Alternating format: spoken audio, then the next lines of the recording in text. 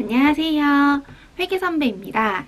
지난번에 제가 세무대리인으로 몇 년 차였는지 그거 공개하면서 세의 안무를 전달해드리는 영상을 올렸었죠. 그러면서 Q&A를 준비하겠다고 회계 관련 이직이나 일하는 것 등에 대해서 궁금한 점을 댓글로 달아달라고 요청을 드렸었습니다.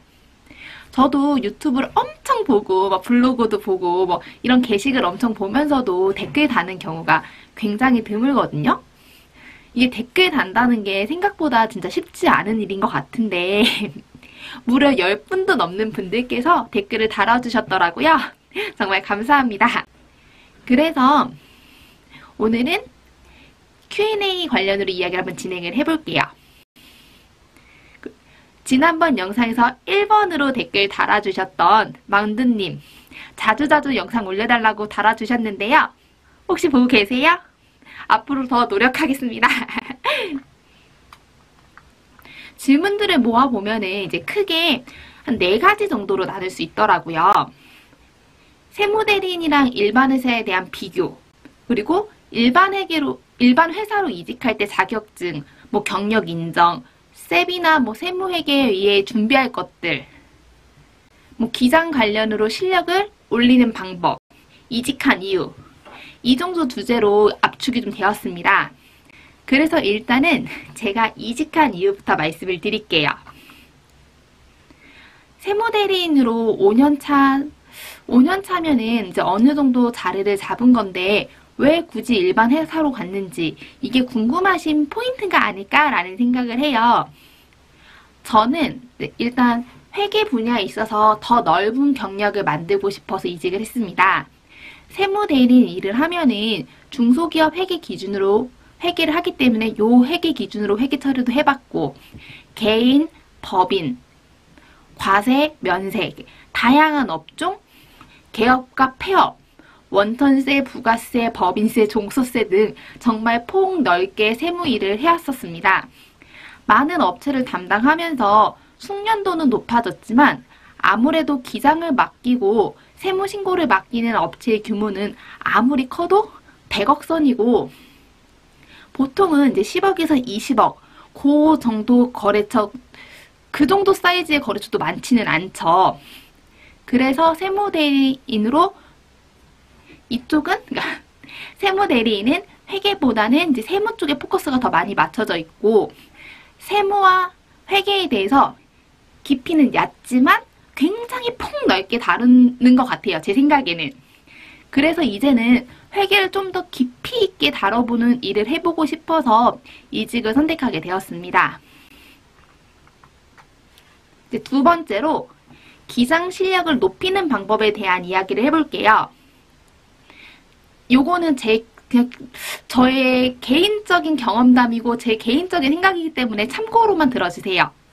저는 기장 실력을 높이는 방법은 경험도 정말 중요하지만 경험보다 중요한 거는 이론 공부라고 생각합니다.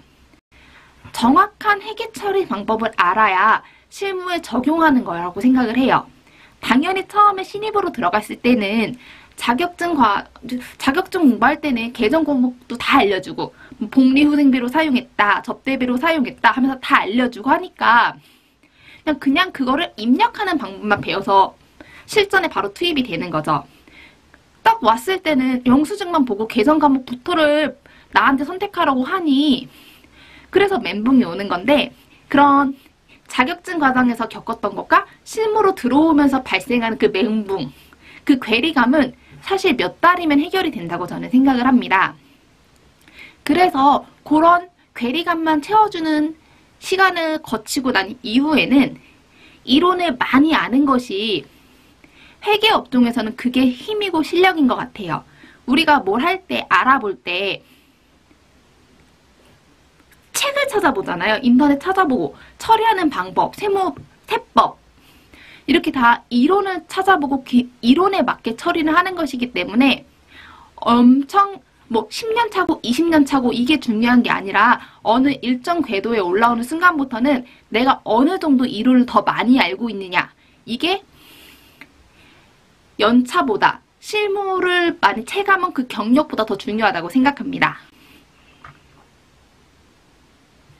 그럼 이제 뭘로, 어떤 걸로 이론 공부를 하면 좋겠느냐라고 또 물으실 수 있을 텐데요. 저는 다른 영상에서도 말씀 한번 드렸지만 자격증 과정으로는 일단 회계관리 1급 추천합니다. 그리고 나서는 이제 재무제표를 보는 눈도 키워야 된다고 생각을 해요. 아무래도 내가 이렇게 처리를 했을 때 이게 재무제표에 어떤 영향을 미치는지를 알아야 판단하는 기준, 판단하는 눈이 자라나는 거니까요. 저도 아직은 이제 재무제표 이제 돌아가는 것 말고 재무 분석까지는 아직 어렵기 때문에 이번 하반기에는 재무 분석을 좀 공부를 해보려고 합니다. 일반 회사로 이직할 때 도움이 될 만한 이야기, 제가 이직을 준비하면서 느꼈던 것들, 이런 거를 이제 간단하게 또 정리를 해볼게요. 이제 제 기준으로 말씀을 드리자면, 저는 회계 자격증은 전산회계 1급, 전산세무 2급, FAT 1급, PAT 2급, 재경관리사, 이렇게 보유 중이고요. OA 관련 자격증은 이제 워드 1급이랑 사무자동화 산업기사 가지고 있습니다. 이거 이외의 자격증은 사실 회계시험이랑은 크게 상관이 없어서 생략할게요. 이제 질문사항 중에 셉을 문의 주신 분도 계셨어요. 셉? 이게 뭐지라고 생각하실 분도 있으실 텐데 회계 프로그램이라고 생각하시면 돼요. 저도 이제 셉을 사용해보거나 배워본 적은 없어서 말씀드리긴 어려운데 이직하려고 알아봤을 때 외국계 회사들이나 ERP 사용하는 회사들 중에서 규모가 어느 정도 있는 회사들은 셉을 꽤 사용하더라고요. 그래서 이제 셉 사용 가능자 우대하는 채용 공고를 저도 종종 봤었습니다. 세무회계 이외에 준비할 것들을 물어보셨던 분들도 계세요. 저는 일단 엑셀 등의 OA 관련 자격증이 굉장히 중요하다고 생각을 해요.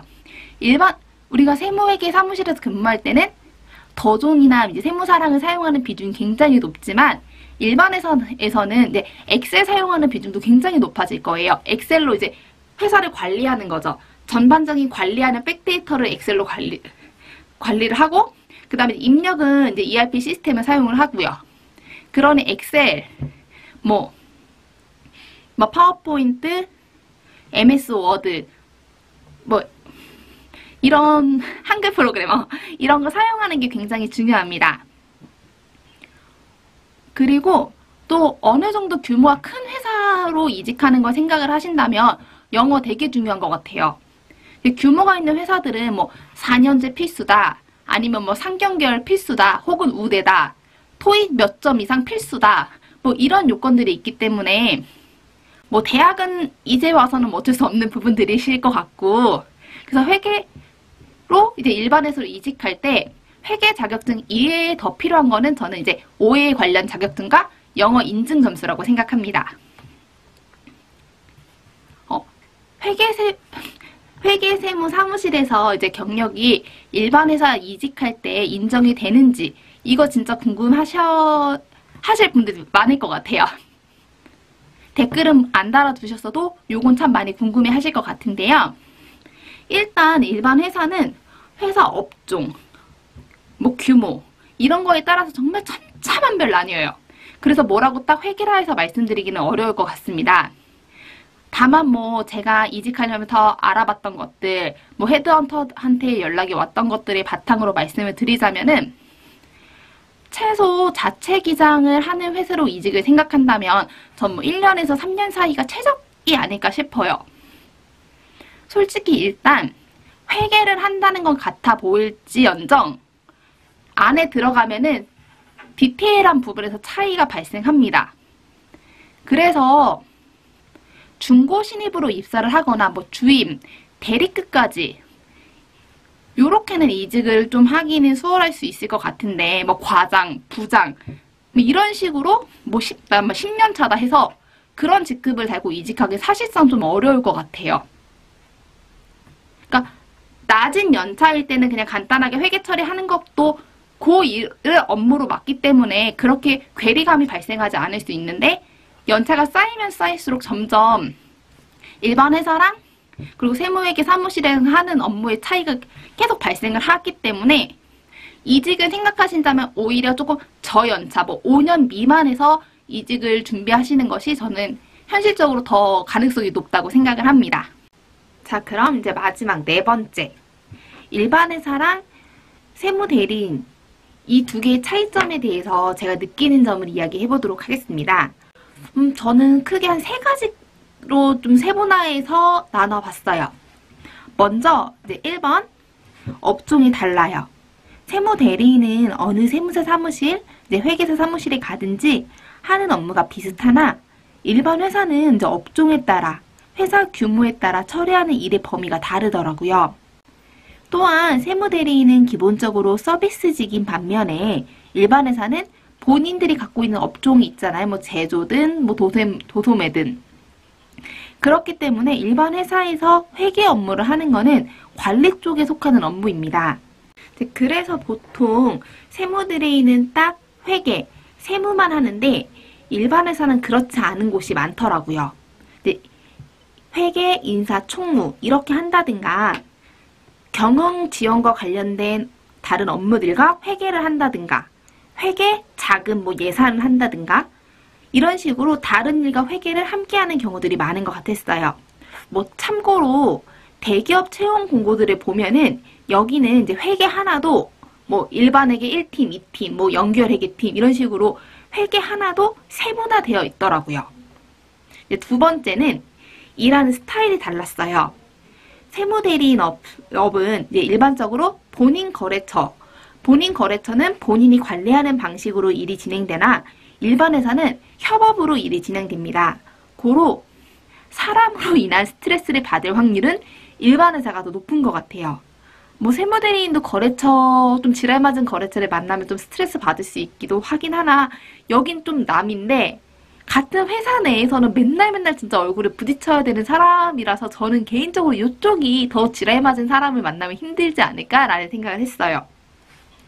네, 세무대리인은 본인이 본인 일정을 이제 스케줄을 관리하면서 업무를 착착 그냥 진행을 하면 되는데 일반 회사는 같이 업무를 하기 때문에 뭐 일을 미룬다던가 이러는 사람이 있으면 좀 독박 쓰는 경우들이 발생할 수 있겠더라고요.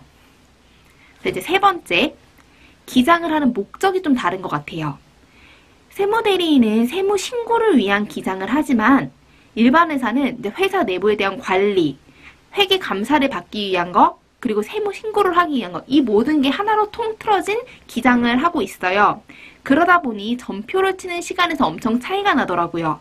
일반 회사는 그 전표 하나를 치더라도 그 저교에 되게 세세하게 그 내용을 기재를 해야 나중에 사후 관리가 되었습니다. 뭐 회계 감사를 받을 때 보면은 저희가 뭐 계정별 원장이나 분계장 이런 걸 다 보내요. 보내면 그쪽에서 쭉 훑어보다가 어떤 것들을 찝어서 이게 뭐냐를 물어보는데 저기에다 그거에 대한 세세한 내용을 기재해 놓지 않으면 해당 내용에 대한 대답을 제대로 할 수 없어서 이제 회계 감사를 제대로 대응할 수 없겠더라고요. 그래서 좀 이렇게 기장하는 목적이 좀 다른 것 같아요. 또한 뭐 이제 세무대리인 업은 회계보다는 세무에 좀 더 포커스가 맞춰져 있고 일반 회사는 보통 회계 쪽에 조금 더 포커스가 맞춰져 있는 것 같았습니다. 여기까지가 일단 제가 말씀드리고자 하는 차이점이에요.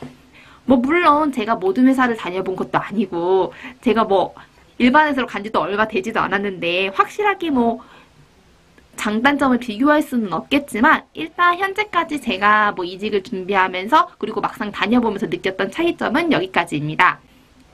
어떻게 조금 궁금한 내용들이 해결이 되셨을까요? 이렇게 4가지 주제로 오늘 함께 이야기 나눠보았는데요. 앞으로도 종종 일반 회사 다녀보면서 제가 느끼는 점들이라든가 뭐 다른 공부할 수 있는 거리들 이런 거 좀 더 꾸준하게 영상 올려드릴게요. 그럼 전국에 계신 모든 저연차, 제 채널은 저연차 분들이 봐주시니까 저연차 회계인들 파이팅입니다. 그럼 다음 영상에서 만나요. 안녕!